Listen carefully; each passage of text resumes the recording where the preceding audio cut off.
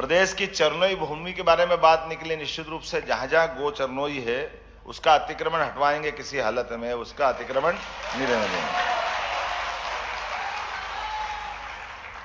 और प्रति 50 kilometre toll agency के अनुबंध के अनुसार हाइड्रोलिक केटल लिफ्टिंग वाहन कोई कारण से गोमाता घायल है, परेशान है या कोई कारण से उठाना है तो प्रत्येक 50 किलोमीटर रेंज में जो अपने हाईवे या रोड है उनसे उठा करके उनको प्रॉपर जगह पहुंचाएंगे, ताकि ये जो अनावश्यक रूप से प्राण चले जाते हैं माता के, बड़ा खराब लगता है। और हमारा तो नया साल गुड़ी पड़वा से ही आता है, मार्च या जा ही रहा, धीरे से आ ही रहा, फागुन के बाद चैत्र, तो ये चैत्र का महीना खाली नहीं जाने देंगे। तो ये पूरा वर्ष गो वर्ष के रूप में माना जाएगा, गोवंश रक्षा वर्ष, ताकि पूरे साल और भी कई बार बैठेंगे और कई बार बैठने के बाद अपनी श्रेष्ठतम गौशालाओं के संचालन के उनके भी पुरस्कार की घोषणा करेंगे कि कौन श्रेष्ठतम गौशाला का संचालन करता है।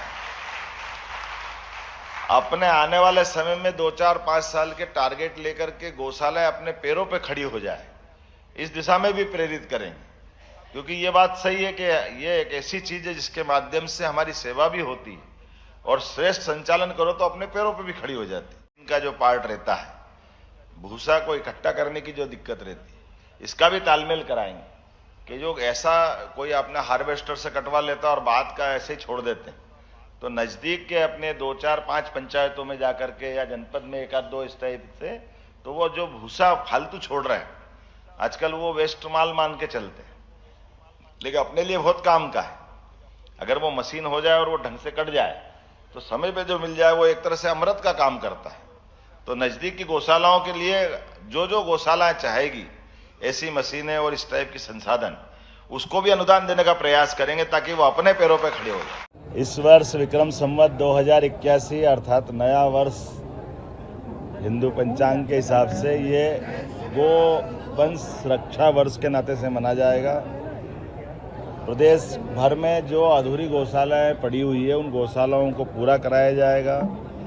हमारी सरकार ने विचार किया है कि हमारे अपने गोवंश को, गौशालाओं को सुदृढ़ीकरण के लिए, उनकी मजबूती के लिए, उनकी अपनी चरनोई की भूमि अगर अतिक्रमित है तो उस अतिक्रमण हटाया जाएगा।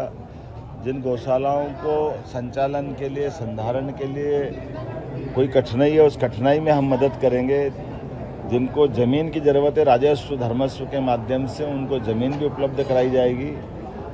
किसी भी सड़क के ऊपर कोशिश करेंगे कि गोवंश आवारा घूमता न दिखे, उनको योग्य प्रकार से गौशालाओं में पहुंचाने का प्रबंध करेंगे। गौशालाओं के लिए प्रति गाय जो अभी हमारी वित्त मदद रहती है वो 20 रुपये मिलती थी, और प्रति गोवंश वो 40 रुपया प्रति गोवंश दिया जाएगा। डबल करके ये कोशिश कर रहे हैं कि ये किसी हालत में गोवंश जो गौशालाएं में रहते हैं उनको आने वाले समय में संचालन संधारण में तकलीफ नहीं हो। इसी प्रकार से भूसा या अन्य प्रकार के जो उनके खाद्य सामग्री है उससे लेकर जुड़े हुए कोई यंत्र हैं, उन यंत्रों पे भी अनुदान देकर के गौशालाओं को मदद की जाएगी।